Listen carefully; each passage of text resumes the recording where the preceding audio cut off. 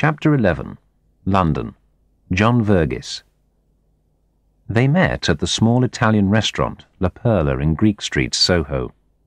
Dick had contacted John Verghese at Barings Bank a few days previously. He had arranged the lunch by claiming to be the close friend of Keith Lennox, and by mentioning Jacko. John was tall and athletic in a truly striking way.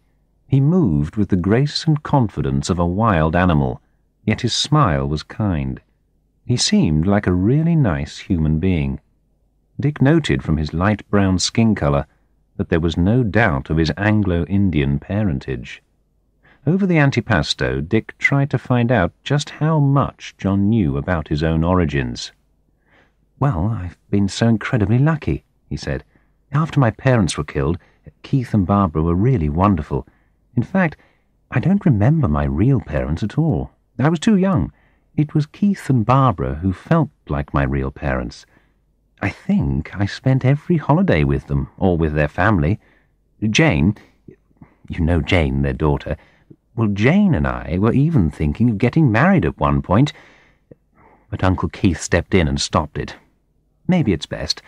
And my uncle and aunt in India were also incredibly kind and helpful."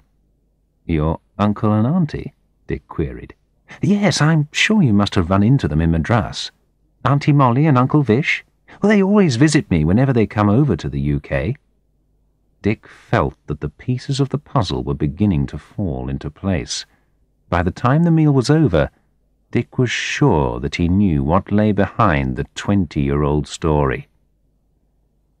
Dick spent the next month collecting documents as evidence. He obtained a copy of John's birth certificate from St. Catherine's House in the Strand.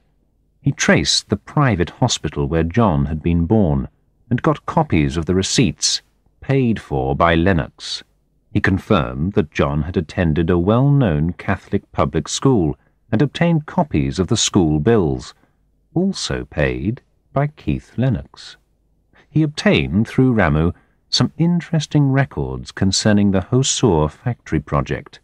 The company had originally been offered the land at a special, cheap price, but this offer had disappeared. Instead, the company had paid 40% more for the land for their new factory.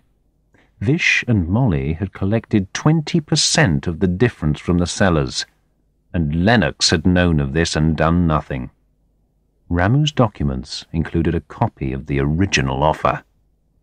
He also heard from Ned again, sending him a yellowing photograph of Lennox and Molly.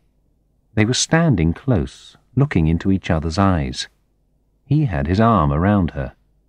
It was a picture of young lovers. How Ned had got hold of it, he had no idea, but it was just one more small piece of the jigsaw puzzle. Slowly and carefully, Dick built up a file proving extensive corruption by the Vishwanathans under the protection of Keith Lennox. The only possible motives for Lennox's action were either financial gain for himself or to hide the scandal of Molly and the illegitimate child. Dick recalled the public disgrace which Keith would have experienced if his relationship had become known. Things have changed now, but at the time, mixed-race affairs were highly disapproved of by both Europeans and Indians. In either case, he would have been in deep trouble if it had ever been made public. Dick felt a rising sense of anger. Revenge would be sweet. Ramu had hinted in his letter that Nagarajan knew even more.